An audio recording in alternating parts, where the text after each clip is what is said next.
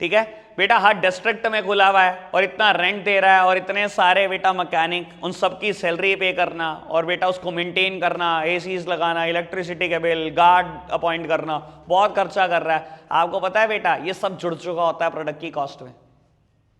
आपको अंदाजा नहीं होगा बेटा, अगर सैमसंग प्रोडक्ट की कॉस्ट डिटरमाइन कर रहा है, उसको लगता है उसको एक फोन 9,000 रुपए की कॉस्टिंग कर रहा है, बेटा वो गारंटी वारंटी के पैसे पहले ही जोड़कर चलता है फोन में, वो पहले ही जोड़ लेता है और आपको बेचता है प्रोडक्ट 10,000 का, यानी कि पर प्रोडक्ट उसने 1,000 रुपए वारंटी के जोड़ रखे हैं बेटा, पर प्रोडक्ट।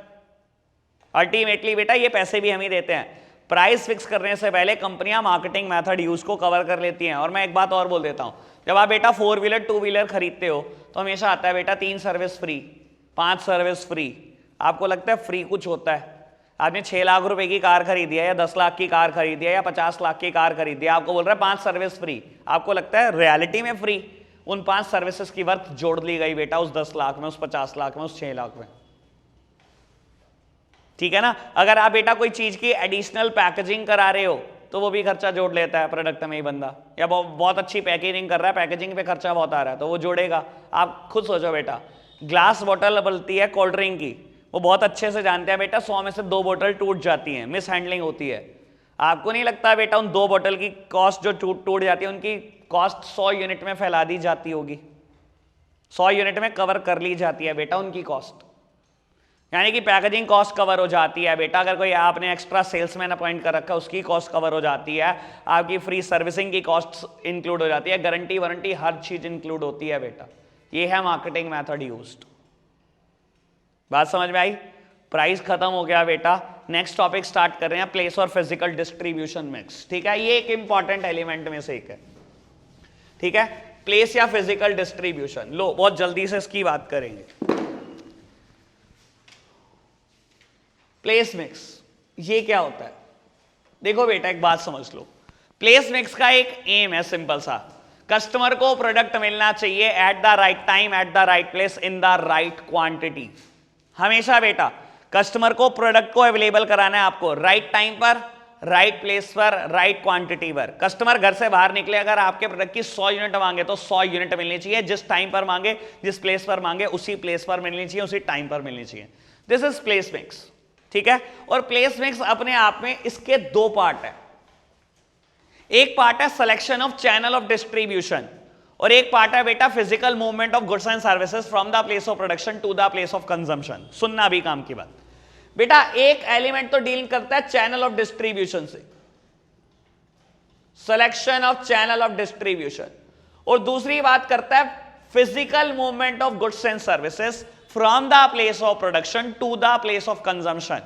प्लेस ऑफ प्रोडक्शन से प्लेस ऑफ कंजम्पशन तक गुड्स पहुंचाना, बेटा इसको बोलते हैं फिजिकल डिस्ट्रीब्यूशन। या तो इतना बड़ा बोल लो physical movement of goods and services from the place of production to the place of consumption, या बोल लो फिजिकल डिस्ट्रीब्यूशन। ये दोनों एक ही बात है। बात समझ में आई बेटा?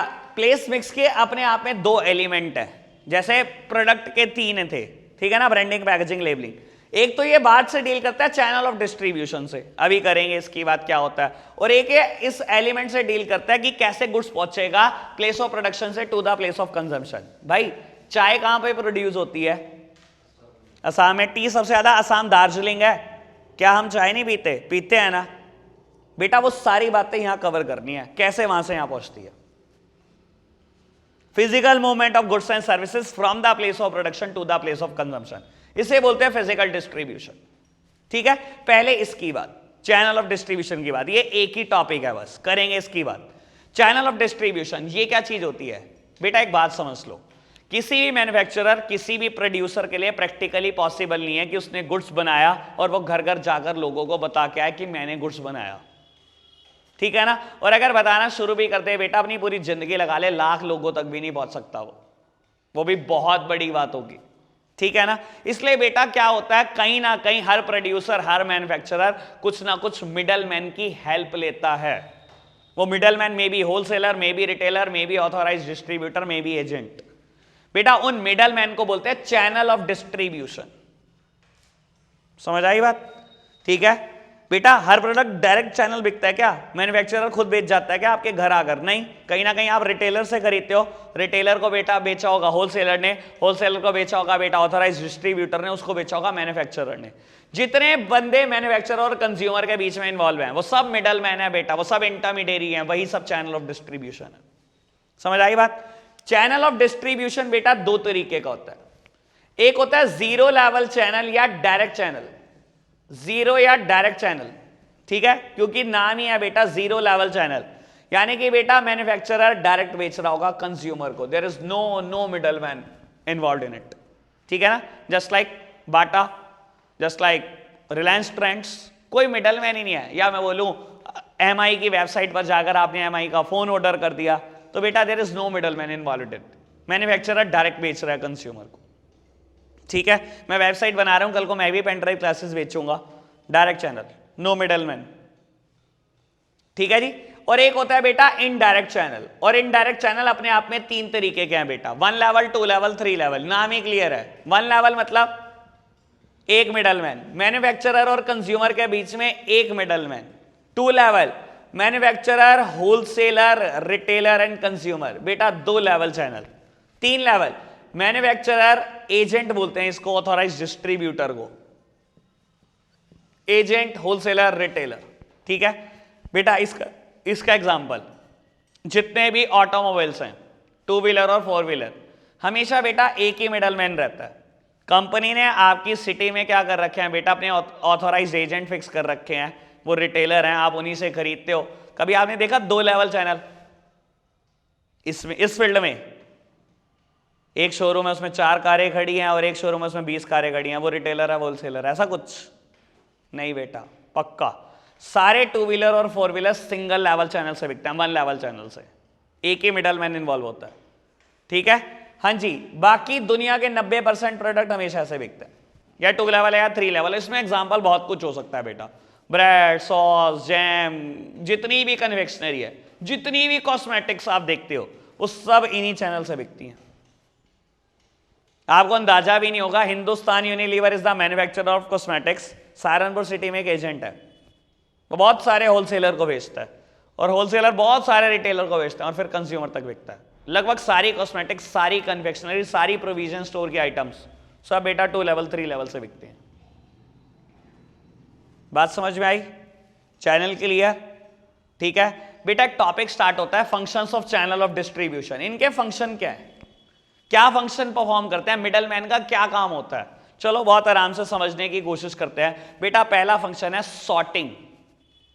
सॉर्टिंग मतलब बेटा गुड्स को क्लासीफाई कर देना on the basis of quality and on the basis of sizes, ठीक है। Normally popular in the field of, आप बोल सकते हो, पेरिशेबल प्रोडक्ट बेटा। और एक बात समझ लेना, ये मैन्युफैक्चरर कभी नहीं करता। मैं बोलता हूं बेटा फार्मर है, ठीक है, वो मैन्युफैक्चरर है, उसने बेटा आलू उगाए, ठीक है, आलू आ गए बेटा, वो क्लासीफाई नहीं करेगा खराब है गंदा, उसको सब बेचना है, वो बोरियों में चुपचाप पैक कर देगा, गंदा भी है आँख खुद देख के इग्नोर कर देगा, वो उसको सब बेचना है, वो सॉर्टिंग कभी नहीं करता।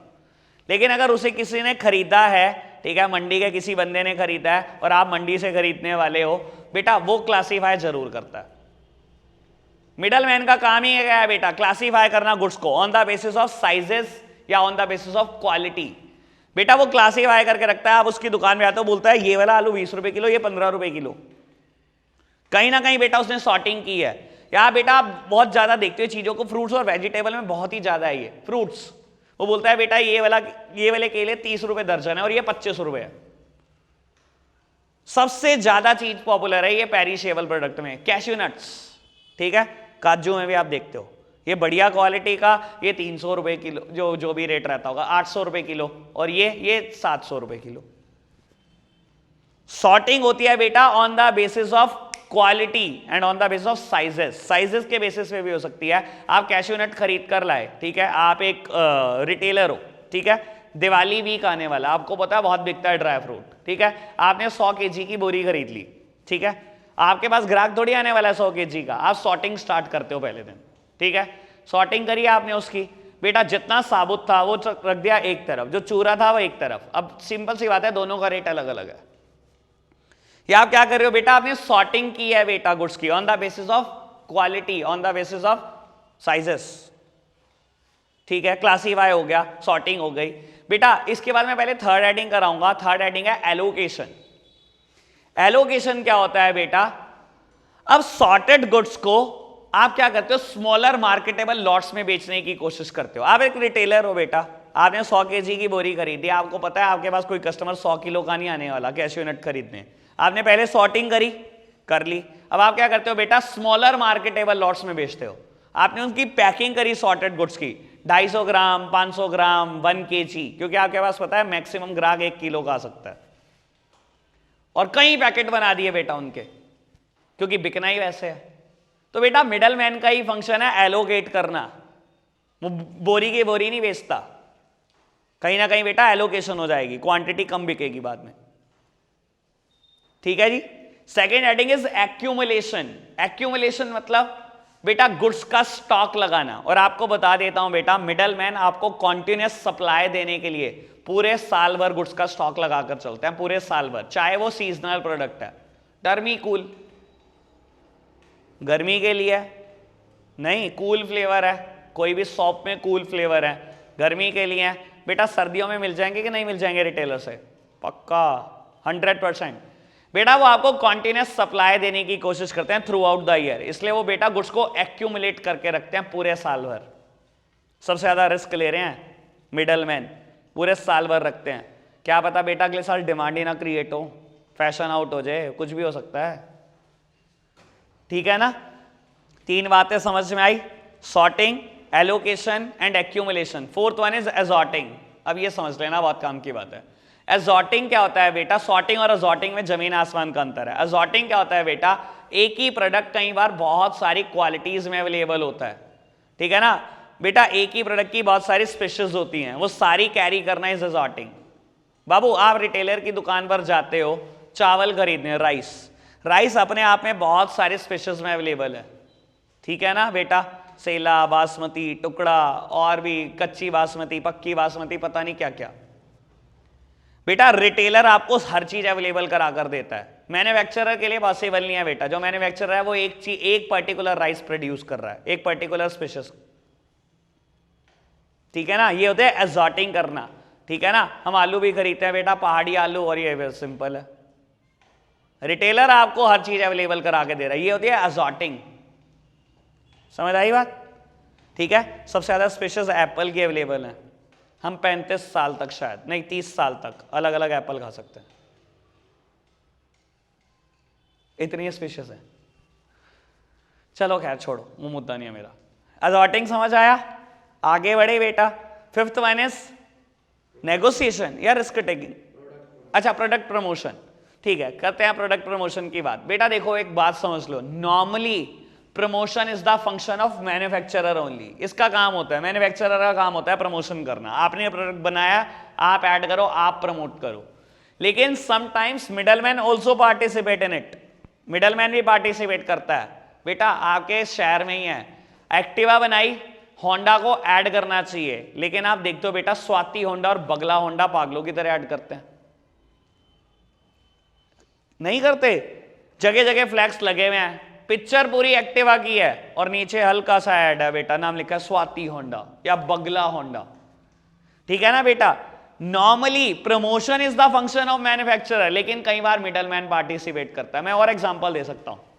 आप जाते हो बेटा कन्फेक्शनरी शॉप पर, अलग फ्रिज पड़ा है, लिखा है कोका कोला, अलग फ्रिज पड़ा है डेयरी मिल्क, और सारी चॉकलेट डेयरी मिल्क की, अलग शेल्फ बना रखी है जिसमें सिर्फ नेस्ले के प्रोडक्ट रख रखे हैं। ऐसी कॉस्मेटिक शॉप्स में भी देखने को मिलता है। आप जाते हो बेटा, अलग शेल्फ बन रखी है जिसमें सिर्फ मैट्रिक्स के प्रोडक्ट हैं, जिसमें सिर्फ आयूर के प्रोडक्ट हैं। बेटा वो भी पार्टिसिपेट करने की कोशिश कर रहे हैं प्रमोशन में। ठीक है जी, बात समझ में आई। Next heading is negotiation. बेटा देखो एक बात सुनो, मिडल मैन ना हमेशा बार्गेन करता है, और दोनों से ही करता है, दोनों से ही, मैन्युफैक्चरर से भी करता है और कंज्यूमर से भी करता है। और बार्गेन किसी भी चीज के लिए हो सकता है, it may be for the discount, it may be for the guarantee and warranty time period. बेटा रिटेलर बार्गेन करता है मैन्युफैक्चरर से, मुझे ज्यादा से ज्यादा डिस्काउंट दो, इनसे तो ज्यादा से ज्यादा डिस्काउंट लेने की कोशिश करता है, और बेटा आगे कम से कम डिस्काउंट देने की कोशिश करता है। सिंपल सी बात बेटा। ठीक है ना, इनसे गारंटी वारंटी ज्यादा एक्सपेक्ट करता है, ठीक है, इनको कहेगा 2 साल की गारंटी दो, 1.5 साल की गारंटी दो, और आगे ऑफर करता है 6 महीने की गारंटी, साल भर की गारंटी। ठीक है ना, बात समझ आई? ओके बात। तो नेगोशिएशन बार्गेनिंग चलती रहती है मिडल मैन के एंगल से बहुत। And last one is risk taking. बेटा देखो एक बात समझ लो, अगर आप through out the year goods रख रहे हो, अभी हमने एक फंक्शन पढ़ा था एक्यूमुलेशन, अगर आप through out the year goods रख रहे हो तो बेटा कहीं ना कहीं आप रिस्क भी बहुत ज्यादा ले रहे हो, ठीक है ना। और specially in the case of fashion items, बेटा गारमेंट्स आप रखते हो, ठीक है, आपने बेटा इस साल गारमेंट्स स्टोर कर दिए, मान लो समर में बिक नहीं पाए, विंटर्स आ गई, स्वेट शर्ट बेची आपने बहुत, दोबारा समर आ गई, पिछले साल का भी फैशन आपके पास पड़ा है और मैं बोलता हूं इस बार फैशन आउट हो गया, जो कि हो जाता है, फैशन इंडस्ट्री इतनी डायनामिक है कि बहुत तेजी से फैशन बदलता है, क्या करोगे, सारा रिस्क आपका, सब स्पॉइलेज हो जाएगा, सब खत्म हो जाएगा बेटा, ठीक है ना। तो बेटा बहुत सारे रिस्क एक इंसान ले रहा है, बहुत सारे रिस्क मिडल मैन ले रहा है अगर वो through out the year goods रख रहा है। स्पॉइलेज, ब्रेकेज, लीकेज का रिस्क तो है ही है बेटा, अगर कोई प्रोडक्ट फैशन से आउट हो जाए या गवर्नमेंट बेटा बैन कर दे तो भी बहुत पंगे हो जाएंगे, ठीक है जी, बात ओके। एक नेक्स्ट टॉपिक स्टार्ट करेंगे बेटा, factor affecting choice of channel of distribution. और ये बहुत बड़ा टॉपिक है और बहुत ही इंपॉर्टेंट है, पेपर में इसके आने के चांसेस बिल्कुल कंफर्म्ड होते हैं, ठीक है जी। और ये लास्ट टॉपिक होगा चैनल ऑफ डिस्ट्रीब्यूशन का। जब ये टॉपिक खत्म हो जाएगा तो एक टॉपिक हम यहां से करेंगे, फिर प्रमोशन में एडवर्टाइजिंग और पब्लिसिटी खत्म करने के बाद ब्रेक लेंगे, ठीक है जी। हाँ आपके लिए बैठना मुश्किल हो सकता है, सोचो मेरे लिए बोलना कितना होगा, ठीक है जी। बात करते हैं बेटा factor affecting choice of channel of distribution. कौन कौन से फैक्टर अफेक्ट करते हैं choice of channel of distribution से। लेकिन बेटा ये बात समझाने के लिए, ये टॉपिक स्टार्ट करने से पहले 2 टॉपिक आपको समझने हैं मेरे से छोटे छोटे। बेटा जब भी आपको डिसाइड करना होगा, वैसे बता देता हूं, या जब ये टॉपिक पढ़ेंगे कौन कौन से फैक्टर अफेक्ट करते हैं चैनल ऑफ डिस्ट्रीब्यूशन को, मुझे हर हेडिंग में ये डिसाइड कर रहे हैं कि प्रोडक्ट को 0 लेवल से बेचूं, 1 लेवल से बेचूं, 2 लेवल से बेचूं या 3 लेवल से बेचूं, ठीक है। जब भी मेरा कंक्लूजन 0 और 1 के लिए होगा तो मैं हमेशा बोलूंगा शॉर्टर चैनल से बेचो, 0 और 1 का इस्तेमाल नहीं करना, वहां पर आपने बोलना है शॉर्टर चैनल से बेचो। और जब भी मेरा कंक्लूजन 2 और 3 चैनल के लिए होगा तो बेटा इसको बोलना है लॉन्गर चैनल ऑफ डिस्ट्रीब्यूशन से बेचो। पहली बात टॉपिक समझने के लिए। दूसरी बात बेटा, एक प्रोडक्ट होते हैं कंज्यूमर प्रोडक्ट और एक तरीके के गुड्स होते हैं नोन एज इंडस्ट्रियल प्रोडक्ट। मेरे टाइम पर ये मार्केटिंग का पार्ट होते थे, जितना मार्केटिंग चैप्टर आप देखते हो ना, ये आधा हो चुका है, मेरे टाइम पर डबल होता था इसका, ठीक है। 64 पेजेस के नोट्स होते थे, अब मैं नहीं मानता 32 पेज के होंगे ज्यादा से ज्यादा, ठीक है बेटा। ये टॉपिक हुआ करता था और इनके फर्दर बहुत सारे क्लासिफिकेशन थे, खैर करूं, मेरा वो मुद्दा नहीं है, लेकिन मेरे को जो टॉपिक समझाने के लिए जरूरी है मैं वो बात कर रहा हूं। बेटा कंज्यूमर प्रोडक्ट आप जानते हो ना क्या होते हैं, which is ready to consume, ठीक है, जिनके ऊपर कोई फर्दर प्रोसेसिंग की रिक्वायरमेंट नहीं होती, ठीक है। इंडस्ट्रियल प्रोडक्ट क्या होते हैं बेटा, जो कंज्यूमर प्रोडक्ट बनाने के लिए हेल्पफुल होते हैं, चाहे वो खुद रॉ मटेरियल क्यों ना हो, चाहे बेटा वो प्लांट एंड मशीनरीज क्यों ना हो, वो सब इंडस्ट्रियल प्रोडक्ट है, ठीक है। ये बात याद रहेगी, क्योंकि मैं बता रहा हूं बेटा, मैं बहुत सारी जगह इसका या इसका एग्जाम्पल देने वाला हूं, मैं कम से कम 4 से 5 हेडिंग में यही एग्जाम्पल दूंगा, यही एग्जाम्पल सिमिलर, ठीक है, और आप दिमाग में फिट करते चले जाना, ठीक है जी। अभी ये 2 बातें समझ में आ गई हो तो टॉपिक स्टार्ट कर रहे हैं, factor affecting choice of channel of distribution. सबसे पहला है बेटा प्रोडक्ट रिलेटेड फैक्टर, और इसमें भी 4 हेडिंग, 4 में से 3 जगह एक ही एग्जाम्पल आएगा ये, ठीक है जी। चलो देखते हैं बेटा, सबसे पहली हेडिंग है प्रोडक्ट रिलेटेड फैक्टर में नेचर ऑफ द प्रोडक्ट। इसमें तो लिखना ही यही है बेटा। देखो एक बात सुनो, प्रोडक्ट 2 ही तरीके का हो सकता है, या कंज्यूमर प्रोडक्ट हो सकते हैं या इंडस्ट्रियल प्रोडक्ट हो सकते हैं। Consumer product generally longer channel से बिकते हैं, मतलब 2 या 3 से, और इंडस्ट्रियल प्रोडक्ट हमेशा शॉर्टर चैनल से बिकते हैं। आप खुद समझने की कोशिश करना, मैं इसमें सब प्लांट एंड मशीनरीज कवर होती हैं बेटा, ठीक है, ठीक है। एक बात बताओ बेटा, बैंक को ना आज किर्लोस्कर का जनरेटर खरीदना है, ठीक है, आपने कभी रिटेलर शॉप देखी इस फील्ड में? 2 जनरेटर बड़े हैं एक बंदे के पास और एक के पास 5-6 बड़े हैं और मैन्युफैक्चरर अलग है? नहीं बेटा, ऐसे प्रोडक्ट साइलेंट जनरेटर खरीद के रखते हैं ना आज की तारीख में, और किर्लोस्कर ही मिलता है आपको अधिकतर हर बैंक के बाहर आप देखते हो। बेटा नॉर्मली ये प्रोडक्ट हमेशा शॉर्टर चैनल से बिकते हैं, इंडस्ट्रियल प्रोडक्ट हमेशा शॉर्टर चैनल से बिकते हैं। और यही कहानी प्लांट एंड मशीनरी के साथ भी है यार। आपने देखे क्या बहुत बड़े बड़े प्लांट एक रिटेलर के पास एक रखा है, होलसेलर के पास 4-5 रखे हैं, ऐसा कुछ होता है क्या? नहीं, ये जनरली बेटा शॉर्टर चैनल से बिकते हैं, और बहुत स्पेसिफिक हो जाऊं तो डायरेक्ट ही बिक जाते हैं ऐसी चीजें। ठीक है, मैन्युफैक्चरर खुद बेचता है कंज्यूमर को। लेकिन बेटा अगर आप बात करोगे कंज्यूमर प्रोडक्ट की, अब बहुत सारे एग्जांपल हैं बेटा कंज्यूमर प्रोडक्ट के आपके सामने, स्टूल है, चेयर है, एसीज है, रेडी टू कंज्यूम खाने की चीजें हैं इतनी सारी। बेटा ये हमेशा लॉन्गर चैनल से बिकती हैं, बहुत कम है जो शॉर्टर चैनल से बिकती हैं। ठीक है, consumer product longer channel of distribution और इंडस्ट्रियल प्रोडक्ट हमेशा शॉर्टर चैनल ऑफ डिस्ट्रीब्यूशन। बात ओके, बढ़े आगे। Second heading is perishable and non perishable. बेटा पेरिशेबल फ्रूट वेजिटेबल जिनकी लाइफ बहुत कम होती है, सेल्फ लाइफ बहुत कम है बेटा, जल्दी खराब हो जाएंगे, ये जनरली बेटा शॉर्टर चैनल से बिकते हैं, वन लेवल इनमें इन्वॉल्व रहता है। ठीक है, फार्मर आता, मैन्युफैक्चरर मंडी में बेचा और बहुत सारे लोग मंडी से खरीद रहे हैं। ठीक है, जनरली शॉर्टर चैनल। और नॉन पेरिशेबल प्रोडक्ट जिनकी एक्सपायरी बहुत अच्छी खासी है, 6 महीना साल भर है बेटा, वो लॉन्गर चैनल से ही बिकते हैं। इतने सारे बिस्किट्स हैं, नमकीन है, लाइफ उनकी 6 महीने साल भर है, 9 महीने भी है किन्हीं की लाइफ, बेटा हमेशा लॉन्गर चैनल से बिकते हैं। ठीक है, perishable product shorter channel, non perishable longer channel. Conclusion साथ में याद रखना। Third one is value of product. Again मैं एग्जांपल यही दे रहा हूं बेटा, कुछ प्रोडक्ट ऐसे हैं जिनकी पर यूनिट वैल्यू बहुत कम होती है, बहुत सस्ते होते हैं। शैम्पू 1 रुपए का भी पाउच है, हमेशा लॉन्गर चैनल से बिकते हैं। और जिन प्रोडक्ट की पर यूनिट वैल्यू बहुत ज्यादा, एक प्लांट एंड मशीनरी करोड़ का भी है, 10 करोड़ का भी, 100 करोड़ वाले भी हैं, ये हमेशा बेटा शॉर्टर चैनल से बिकते हैं या डायरेक्ट चैनल से बिकते हैं, shorter channel of distribution. Again example मैंने जान के यही दिया। मैं एग्जांपल और भी बहुत कुछ दे सकता हूं बेटा, लेकिन याद करना मुश्किल हो जाएगा हर हेडिंग में एक स्पेसिफिक एग्जांपल, इसलिए बेटा बहुत सारी जगह मैं बोल रहा हूं मैं एग्जांपल यही दूंगा आपको। ठीक है, fourth heading is product complexity. फिर हेडिंग यहीं पर दूंगा मैं, ये एग्जांपल दूंगा बेटा। These are non technical non complex product, और ये बेटा टेक्निकल भी है और कॉम्प्लेक्सिटीज भी इन्वॉल्व है। सुन लो अगेन, जनरेटर बेटा बैंक की डिमांड है, बैंक में लोड है 20 kV। ठीक है, बेटा 20 किलोवाट है लोड। ठीक है, जनरेटर लेने गए, किर्लोस्कर कंपनी ने बोला आज 20 किलोवाट वाला तो है नहीं, 5-5 किलोवाट के 4 ले जाओ। ले आओगे क्या? नॉन कॉम्प्लेक्स, नॉन कॉम्प्लेक्स है क्या बेटा? ये प्रोडक्ट कॉम्प्लेक्स हैं, टेक्निकलिटीज इन्वॉल्व हैं। ठीक है ना, टेक्निकलिटी का बहुत बड़ा रोल है बेटा ये। यानी कि सिंपल सी बात बोलूं, अगर प्रोडक्ट कॉम्प्लेक्स है तो शॉर्टर चैनल से बिकेगा, non complex non technical product longer channel से। बेटा आज ब्रेड ना बड़ी नहीं है, 2 छोटी हैं, ले आओगे, आपको फर्क ही नहीं पड़ता उस बात से। आज बेटा 1 kg का पाउच नहीं है सॉस का, 500 के 2 हैं, आपको क्या फर्क पड़ना है, वो नॉन कॉम्प्लेक्स प्रोडक्ट है ना बेटा। इतना आपको चाहिए किसान जैम, ठीक है, किसान की नहीं है, दूसरी किसी कंपनी की है, आप इतना कौन सा इंग्रेडिएंट और कंटेंट छानने वाले हो? Non complex non technical product है बेटा, लॉन्गर चैनल से बिकते हैं। जितना कॉम्प्लेक्स, जितना टेक्निकलिटी इन्वॉल्व होंगी ना प्रोडक्ट में, उतना ही ज्यादा बेटा शॉर्टर चैनल से बिकेगा।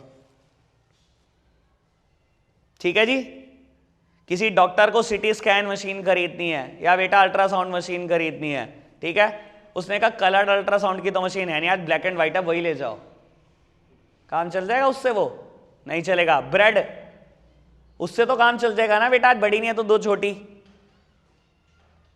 समझ आई ना बात बेटा? बात ओके, बड़े आगे बेटा। Next topic, next heading is company characteristic. और बेटा 2 तरीके के हैं, फाइनेंशियल स्ट्रेंथ और कंट्रोल, बहुत आराम से समझना। देखो बेटा, अगर कंपनी की फाइनेंशियल स्ट्रेंथ खुद की बहुत अच्छी है, आपके पास पैसा बहुत है, तो बेटा आप मौका नहीं देते किसी मिडलमैन को पैसा कमाने का, फिर आप चाहते हो सब मैं ही कमाऊं। रिलायंस ट्रेंड्स बेटा डायरेक्ट ही बेचना शुरू कर देता है, हर जगह पे शोरूम अपना है। अगर आपकी फाइनेंशियल स्ट्रेंथ अच्छी है, कंपनी के पास पैसे बहुत हैं, बेटा आप मिडलमैन को कमाने का मौका कभी नहीं देते, आप कहते हो सब मैं कमाऊं, इसलिए आप डायरेक्ट बेचते हो, शॉर्टर चैनल। लेकिन अगर कंपनी की फाइनेंशियल स्ट्रेंथ खराब होती है ना बेटा, आप हमेशा पता है क्या करते हो, दूसरों के पैसे लगवाते हो और उनको कमाने का मौका भी देते हो। एक बात बताता हूं आपको, एग्जाम्पल बहुत अच्छे से समझना। हिंदुस्तान यूनिलीवर, इसका एक क्राइटेरिया है बेटा, आपको एजेंट बनना है किसी डिस्ट्रिक्ट का, 3 करोड़ का माल खरीदना पड़ेगा एक बार में, और उसके बाद ऑर्डर हमें हर महीने 1 करोड़ से ऊपर का चाहिए। आप खुद सोचकर देखो क्या कर रही है कंपनी।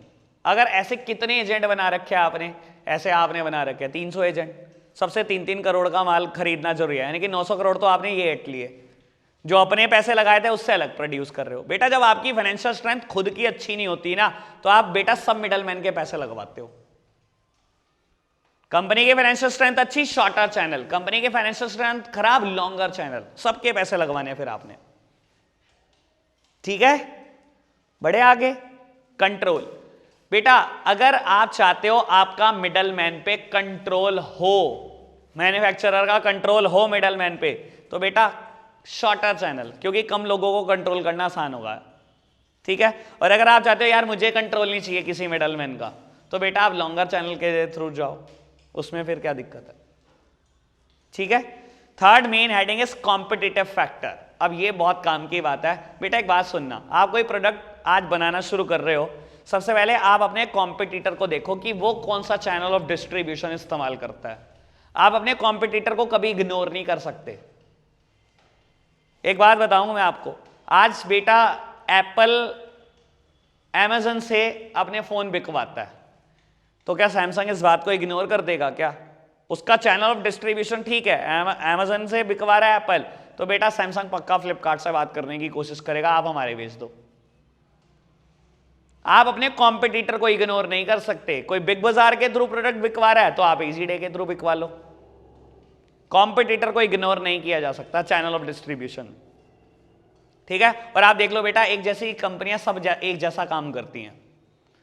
अगर बेटा एयरटेल ने स्टोर खोले थे ना डिस्ट्रिक्ट में, तो बाद में वोडाफोन ने भी खोले थे, आइडिया ने भी खोले थे, जियो भी खोलकर बैठ गया। हर एक कंपनी ऐसा करती है, एक इंडस्ट्री की सारी कंपनियां एक जैसा ही चैनल ऑफ डिस्ट्रीब्यूशन रखती हैं हमेशा। समझ आई बात? बड़े आगे बेटा, अगेन एग्जांपल इसका इसमें ही आ सकता है।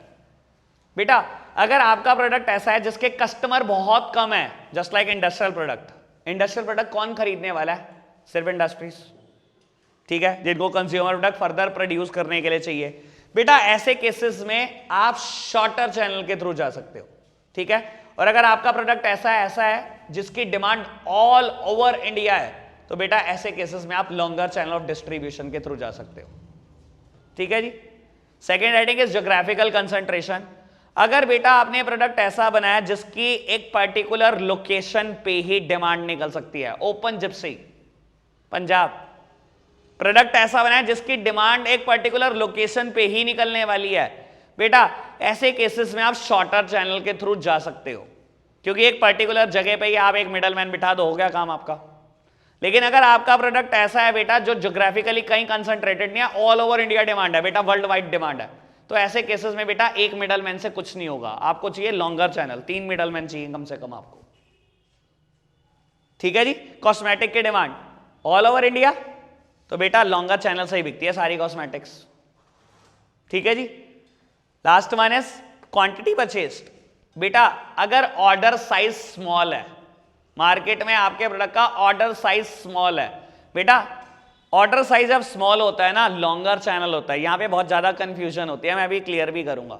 ऑर्डर साइज स्मॉल है तो बेटा लॉन्गर चैनल, और ऑर्डर साइज बहुत बड़ा है तो शॉर्टर चैनल। समझने की कोशिश करना आप।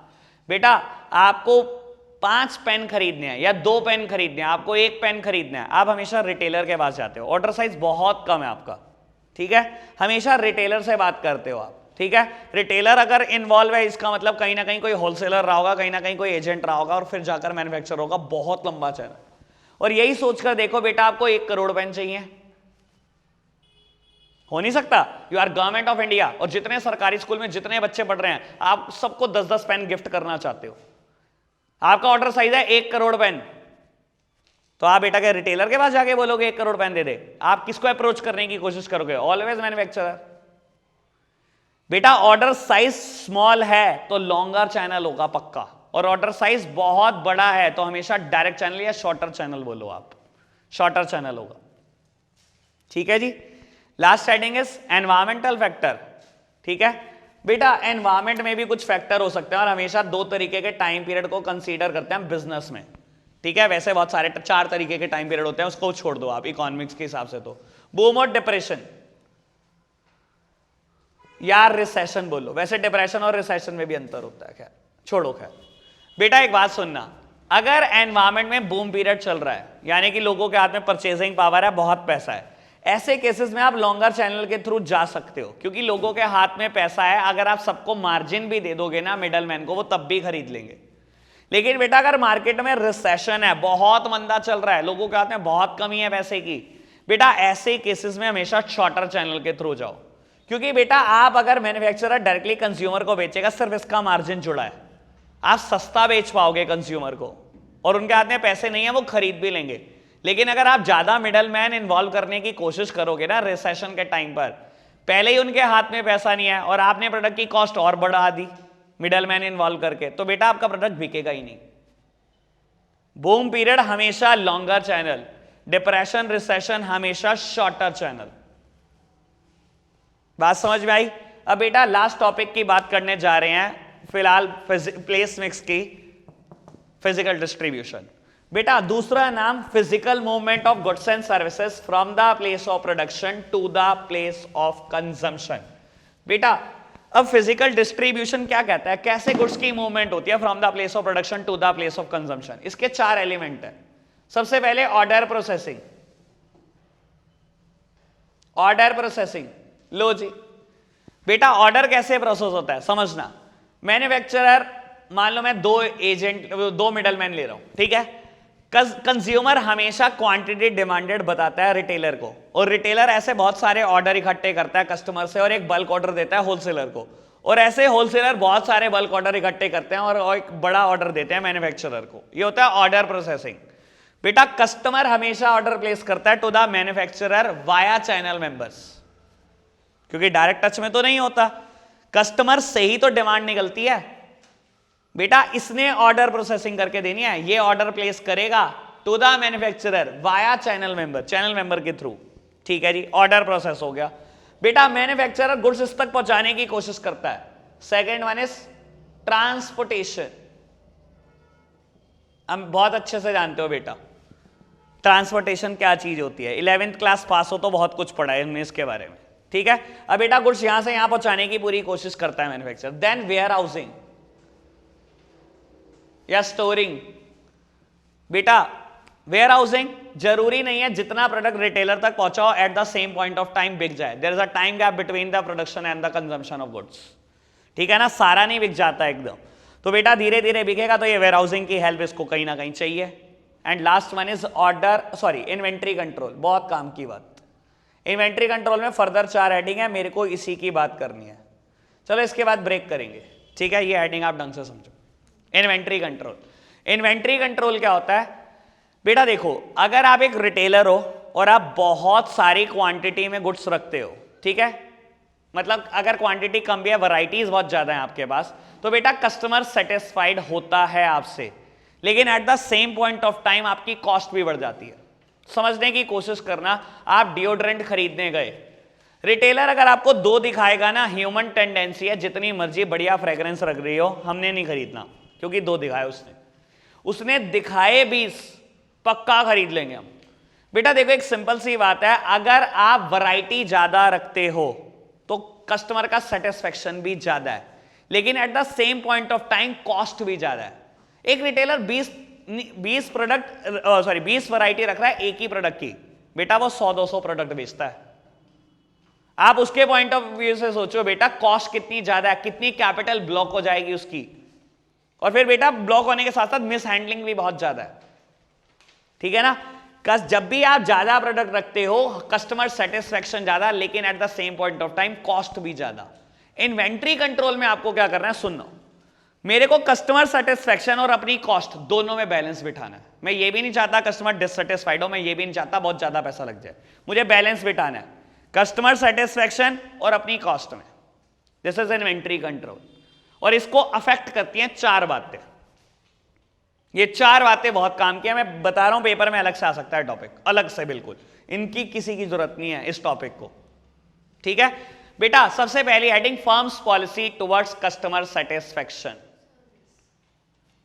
Firms policy towards customer services, ठीक है बेटा। अब फर्म की पॉलिसी क्या है? अगर फर्म की पॉलिसी है कि वो कुछ भी हो जाए कस्टमर सेटिस्फाइड ही करना चाहता है, फर्म की पॉलिसी है हमें कस्टमर सेटिस्फैक्शन चाहिए, बस बेटा फिर आपके पास कोई इलाज नहीं है, keep your inventory at high level. Customers तभी सेटिस्फाई होता है जब इन्वेंट्री बहुत ज्यादा दिखाई देती है, एंड वाइसा वर्सा। समझ आया वाइसा वर्सा का मतलब अगर आपकी पॉलिसी है ठीक है कस्टमर सेटिस्फाई होता है, ठीक है नहीं होता ना, तो बेटा फिर इन्वेंट्री कम भी रख सकते हो, ठीक है।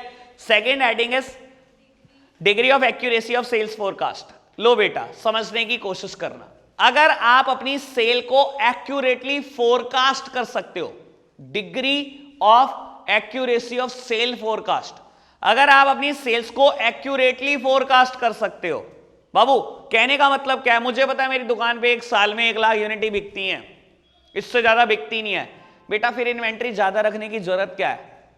खरीदो ही 1,01,000 या 1,02,000, आपको पता है 1 लाख बिकती है, ज्यादा फालतू रख के करना क्या है? लेकिन बेटा अगर आप अपनी सेल को फोरकास्ट नहीं कर सकते एक्यूरेटली, किसी साल 1 लाख बिक जाती है, किसी साल 5 लाख, किसी साल 2 लाख, किसी साल 10 लाख, मुझे पता ही नहीं है कितनी बिकती है, बेटा ऐसे केसेस में आपको इन्वेंट्री हमेशा हायर साइड में रखनी पड़ती है। आपको लगता है 10 लाख बिक सकते हैं, ये तो वही वाला साल है जिस साल 10 लाख बिकती थी, फिर आपको बेटा मजबूरी में 10 ही लाख रखनी पड़ेगी। Keep your inventory at high level. Accurately forecast कर सकते हो तो इन्वेंट्री हमेशा कम, नहीं कर सकते तो हमेशा ज्यादा। Degree of accuracy of sale forecast, okay. Third heading is responsiveness of distribution system.